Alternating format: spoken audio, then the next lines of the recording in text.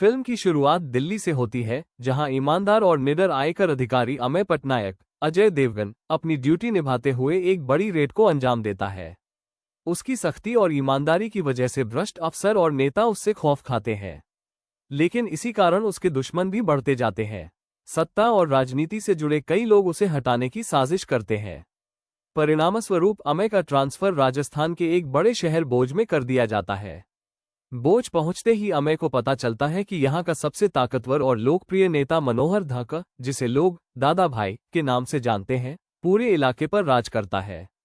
दादा भाई जनता के बीच धार्मिक और समाजसेवी छवि बनाए रखता है। मंदिरों में सेवा करना, गरीबों को दान देना और बड़े बड़े मंचों पर भाषण देना उसकी आदत है।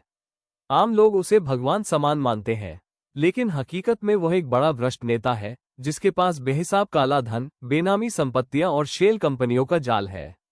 अमेय को अपने खबरी स्रोतों से दादाभाई के भ्रष्टाचार की जानकारी मिलती है, लेकिन इतनी बड़ी शख्सियत पर हाथ डालना आसान नहीं होता। जब अमेय अपनी टीम के साथ दादाभाई के यहाँ रेड की योजना बनाता है तो राजनीति में भूचाल आ जाता है। राज्य सरकार से लेकर केंद्र तक उस पर दबाव बनाया जाता है कि वो रेड रोक दे। मीडिया में उसके खिलाफ खबरें चलाई जाती हैं, यहाँ तक कि कुछ लोग उसे रिश्वत लेने वाला साबित करने की कोशिश करते हैं। लेकिन अमेय पीछे हटने वालों में से नहीं है। वह तय करता है कि चाहे कितनी भी मुश्किलें क्यों ना आए, वो इस रेड को अंजाम देगा। जब उसकी टीम दादाभाई के घर और दफ्तरों पर छापा मारती है, तो वहां से करोड़ों की नकदी, सोना, जमीनों के कागज और शेल कंपनियों के दस्तावेज मिलते हैं। ये सबूत साफ करते हैं कि दादाभाई जनता की सेवा के नाम पर भ्रष्टाचार का साम्राज्य चला रहा था। दूसरी तरफ दादाभाई भी चुप नहीं बैठता। वह अपने गुंडों से अमेय को धमकवाता है। उसे ट्रांसफर और सस्पेंशन की धमकी दिलवाई जाती है। यहां तक कि अमेय और उसकी पत्नी इलियाना डिक्रूज की निजी जिंदगी को निशाना बनाया जाता है।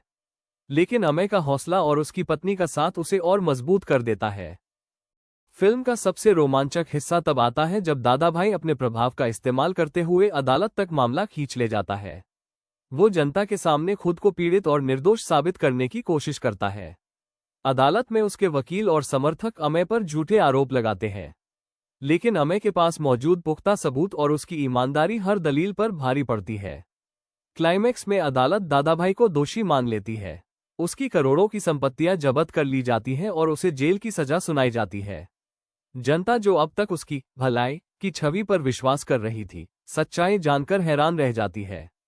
अमेय की जीत व्यक्तिगत नहीं, बल्कि एक सिस्टम के खिलाफ जीत साबित होती है। फिल्म ये संदेश देती है कि भ्रष्टाचार से लड़ना आसान नहीं होता, लेकिन अगर इरादा मजबूत हो और ईमानदारी साथ हो तो बड़े से बड़ा ताकतवर इंसान भी कानून के सामने झुक जाता है। अंत में अमेय फिर से अपनी ड्यूटी पर लौटता है।